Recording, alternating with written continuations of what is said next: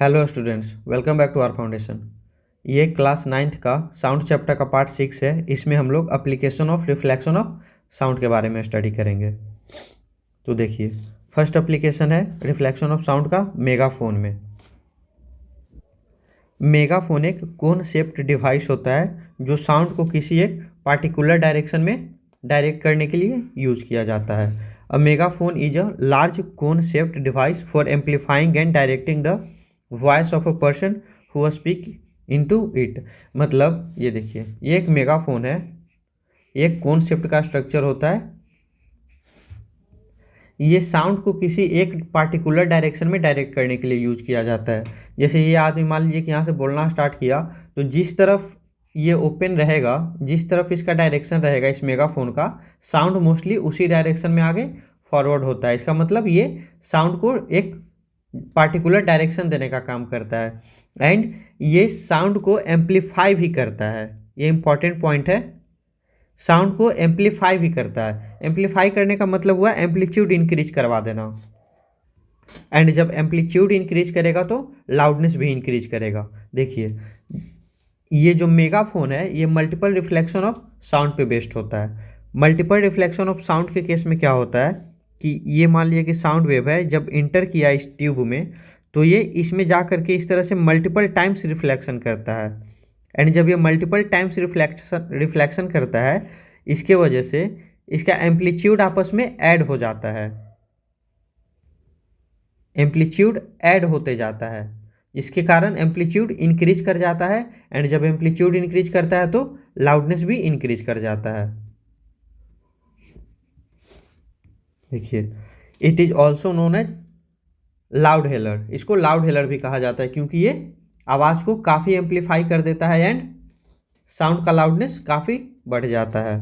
या फिर इसको स्पीकिंग ट्यूब भी कहा जाता है। It works on multiple reflection of sound. मैंने बताया ये मल्टीपल रिफ्लेक्शन ऑफ साउंड पे काम करता है। मल्टीपल रिफ्लेक्शन ऑफ साउंड होने की वजह से एम्पलीट्यूड ऐड हो जाता है एंड एम्पलीट्यूड इंक्रीज कर जाता है, जिसकी वजह से लाउडनेस भी इंक्रीज कर जाता है। देखिए, इसका यूज होता है स्मॉल गैदरिंग को एड्रेस करने के लिए। कहीं पे छोटी भीड़ है तो वहाँ पे अगर आपको अपनी बातें बतानी है तो आप इसका यूज कर सकते हैं। या फिर मूवी में आप लोग देखे होंगे किसी क्रिमिनल के घर के बाहर पुलिस इसको लेकर के अनाउंस करता है ताकि क्रिमिनल अंदर सुन ले। सरेंडर करवाने के लिए यूज होता है। मूवी में आप लोग देखे होंगे पुलिस इसको लेकर के हाउस के बाहर या फिर बैंक के बाहर, अगर बैंक में मान लीजिए कि चोरी हो रहा है, बैंक के अंदर चोर है, तो पुलिस इसको बाहर से इसी मेगाफोन से अनाउंस करता है, चोर को सरेंडर करने बोलता है। नेक्स्ट है बल्ब हॉर्न। ये भी मल्टीपल रिफ्लेक्शन ऑफ साउंड पे बेस्ड होता है। ये एक विंड इंस्ट्रूमेंट होता है। ये देखिए, ये एक बल्ब हॉर्न का पिक्चर है। ये जब रिलैक्स्ड होता है तो इसमें एयर इसमें एयर भरा हुआ रहता है। जब इसको प्रेस किया जाता है तो एयर इसके थ्रू होते हुए निकलता है एंड यहाँ पे ये जो साउंड प्रोड्यूस होता है, जो वाइब्रेशन प्रोड्यूस होता है, वो भी मल्टीपल रिफ्लेक्शन करता है। इसीलिए ये भी एक मल्टीपल रिफ्लेक्शन पे बेस्ड डिवाइस है। तो यहाँ पे मल्टीपल रिफ्लेक्शन होता है, यहाँ पे भी एम्पलीट्यूड हाई हो जाता है। It is a concept wind instrument used for signalling in bicycle. ये पुराने ज़माने का जो साइकिल होता था पहले, उसमें यूज होता था हॉर्न बजाने के लिए। इसको प्रेस साइकिल पे रखा हुआ रहता था आगे हैंडल पे। जब आगे साइड लेना होता था तो जो साइकिल चलाने वाला होता है वो इसको प्रेस करता था तो यहाँ से साउंड निकलता था। या फिर गली में जो आइसक्रीम बेचने आता है, पहले आया करता था, गाँव में जनरली अभी भी देखा जाता है कि जो आइसक्रीम बेचने वाला रहता है, साइकिल पे आइसक्रीम उन लोग बेचता है, वो ऐसा बल्ब हॉर्न लिए रहता है और इसको बजाते चलता है तो बच्चे समझ जाते हैं कि आइसक्रीम वाला आया है। देखिए, it also work on the multiple reflection of sound, ये मैंने बता दिया। नेक्स्ट है स्टेथोस्कोप।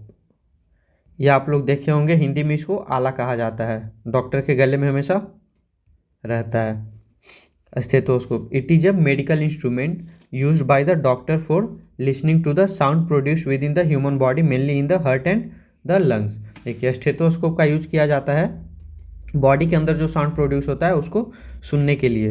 ये जनरली हार्ट एंड लंग्स के साउंड को सुनने के लिए यूज किया जाता है।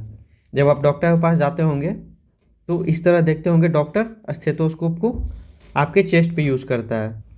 या फिर जब आपके घर में कोई ब्लड प्रेशर चेक करवाने जाते होंगे तो उस वक्त भी इसको यूज़ करता है नर्स यूज करता है, आपके आर्म पे इसको रखता है। तो ये यूज किया जाता है कि आपके हार्ट से जो साउंड प्रोड्यूस हो रहा है उसको सुनने के लिए, या फिर आपके लंग से जो साउंड प्रोड्यूस हो रहा है जनरली उसको सुनने के लिए इसको यूज किया जाता है। ये देखिए, ये जो यहाँ पे पार्ट है ये इस तरह का राउंड पार्ट होता है, इसको डायफ्राग्म बोला जाता है। ये साउंड को रिसीव करता है एंड इस पाइप के थ्रू होते हुए, ये जो पाइप है इसके थ्रू होते हुए साउंड इधर कानों तक पहुँचता है एंड यहाँ पे भी मल्टीपल रिफ्लेक्शन ऑफ साउंड होता है। देखिए ये जो ट्यूब है इसका ये स्ट्रक्चर है। तो साउंड यहाँ से इंटर करता है, ये डायफ्राग्म है यहाँ पे सपोज कीजिए, तो साउंड यहाँ से इंटर करेगा एंड इस तरह से ट्रेवल करेगा, मल्टीपली रिफ्लेक्ट होगा एंड फाइनली ये इस तरह से कानों तक पहुँचता है। तो हमारे बॉडी में जो है साउंड बहुत कम इंटेंसिटी के साथ प्रोड्यूस होता है, साउंड का लाउडनेस बहुत कम होता है। बट यहाँ पे ये जो मल्टीपल रिफ्लेक्शन होता है साउंड का, जिसके वजह से एम्पलीट्यूड ऐड होता जाता है एंड एम्पलीट्यूड काफ़ी इंक्रीज कर जाता है एंड कानों में क्लियरली सुनाई देता है हमें बॉडी साउंड। देखिए stethoscope work on the principle of multiple reflection of sound, तो ये भी मल्टीपल रिफ्लेक्शन ऑफ साउंड पे ही बेस्ड होता है। ये इसको डायफ्राग्म कहा जाता है, इसको रबर ट्यूब कहा जाता है एंड ये ईयर पीस कहा जाता है। ये दोनों को ईयर पीस कहा जाता है, ये दोनों कान में लगाया जाता है। नेक्स्ट है साउंड बोर्ड।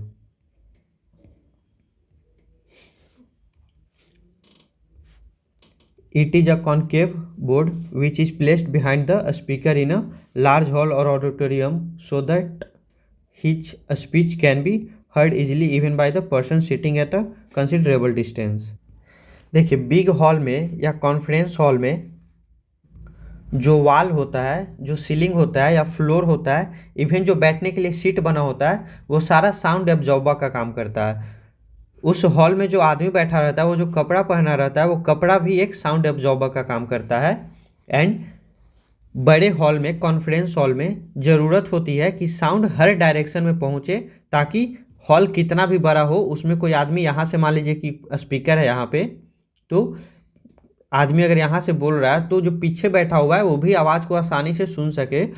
एंड इस केस में साउंड एब्जॉर्बर बहुत ज़्यादा होता है। ये हॉल काफ़ी बड़ा होता है तो इसका वाल भी काफ़ी बड़ा होता है, तो वाल भी साउंड एब्जॉर्बर का काम करता है। इसमें काफ़ी सारे चेयर लगा हुआ होता है बैठने के लिए, वो भी साउंड एब्जॉर्बर का काम करता है।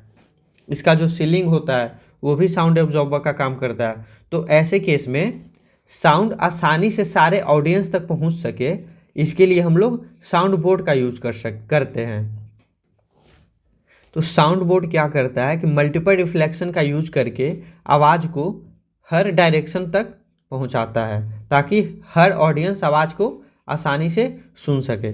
तो जनरली देखिए, ये सपोज कीजिए स्पीकर है, तो इसके पीछे एक कॉनकेव शेप का साउंड बोर्ड लगाया जाता है। देखिए ये जब कॉनकेव शेप रहेगा एंड आवाज़ यहाँ से अगर आकर के इस तरह से स्ट्राइक करेगी, तो ये इस तरह से चारों डायरेक्शन में, मतलब आगे की ओर इस तरह से जाती है। पर अगर एक कॉन्वेक्स्ड शेप रहेगा एंड साउंड आकर के इस तरह से स्ट्राइक करेगा, तो साउंड अलग अलग डायरेक्शन में डेविएट हो जाएगा, इस तरह आएगा एंड अलग डायरेक्शन में चारों तरफ डेविएट हो जाएगा। इसीलिए हम लोग कॉनकेव का यूज़ करते हैं। ये कॉनकेव शेप रहेगा तो साउंड यहाँ से निकलेगा, इस तरह आएगा एंड सामने की ओर इस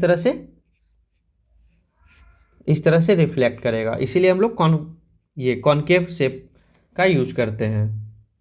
तो देखिए साउंड बोर्ड का हम लोग यूज इसलिए करते हैं बड़े हॉल में, सिनेमा हॉल में भी इसका यूज किया जाता है, ताकि साउंड अपने सोर्स से हॉल के हर डायरेक्शन तक इजीली पहुंच सके। The ceiling of concert hall, conference hall and cinema hall are made curved. देखिए जो सिनेमा हॉल होता है या कंसर्ट हॉल जो होता है, उसका सीलिंग इस तरह से कॉनकेव शेप में बनाया हुआ होता है, ताकि रिफ्लेक्शन के बाद साउंड इस तरह से, मान लीजिए कि यहाँ पे सोर्स है, तो यहाँ से साउंड अगर निकल रहा है तो ये हर डायरेक्शन में पहुँच सके एंड पीछे जो बैठा हुआ है उसको भी आवाज़ क्लियरली सुनाई दे। ये देखिए ये एक हॉल है, यहाँ पे देखिए ये सारा साउंड बोर्ड लगा हुआ है, ताकि साउंड को ये रिफ्लेक्ट करा सके। नहीं तो सीलिंग सारा sound, most of sound absorb कर लेता है। तो ये साउंड बोर्ड का यूज़ किया जाता है, ताकि आवाज़ इस तरह से रिफ्लेक्ट करके हर डायरेक्शन में पहुंच सके। ये देखिए यहाँ पे एक सोर्स ऑफ साउंड है, इधर हॉल में सारा पर्सन बैठा हुआ है, तो यहाँ से साउंड निकलता है, तो इस तरह से आगे तो साउंड जाता ही है, साउंड तो हर डायरेक्शन में जाएगा ना सोर्स से, पर यहाँ से जो पीछे आता है साउंड वो भी वापस इस साउंड बोर्ड की वजह से रिफ्लेक्ट करके आगे की ओर चला जाता है। ये देखिए ये जो साउंड इधर आ रहा है रिफ्लेक्ट करके आगे जिधर पर्सन बैठा हुआ है उधर जा रहा है, तो इसलिए हम लोग साउंड बोर्ड का यूज करते हैं। ये देखिए ऑडिटोरियम का है, सिनेमा हॉल का है, यहाँ से साउंड निकल रहा है, ये कर्व सीलिंग है, तो इस पे साउंड जा करके रिफ्लेक्ट कर रहा है एंड इस तरह से ऑडियंस की तरफ डायरेक्ट हो रहा है। तो साउंड बोर्ड का यूज इसलिए किया जाता है, ये भी मल्टीपल रिफ्लेक्शन पे ही बेस्ड होता है। साउंड देखिए यहाँ पे जा करके रिफ्लेक्ट कर रहा है, यहाँ भी रिफ्लेक्शन हो रहा है, तो ये सारा जो था मल्टीपल रिफ्लेक्शन पे ही बेस्ड था, जो भी हमने पढ़ा, साउंड बोर्ड के बारे में पढ़ा, या फिर स्टेथोस्कोप हो गया, या फिर मेगाफोन एंड बल्ब हॉर्न, ये सारा मल्टीपल रिफ्लेक्शन ऑफ साउंड पे बेस्ड होता है। देखिए यहाँ पे एक पॉइंट और है, the reflection of sound produces echo, इसको एक्को पढ़ा जाता है। एक्को हम लोग जनरली इको इको इसको बोल देते हैं, पर ये एक्को होता है। तो देखिए जो रिफ्लेक्शन ऑफ साउंड होता है इसके वजह से एक्को का फॉर्मेशन होता है, तो हम लोग एक्को के बारे में नेक्स्ट वीडियो में पढ़ेंगे। इस चैप्टर का PDF डिस्क्रिप्शन में दिया गया टेलीग्राम चैनल पे मिल जाएगा। आप लोग वीडियो को लाइक कीजिए, शेयर कीजिए एंड चैनल को सब्सक्राइब कीजिए। Thank you.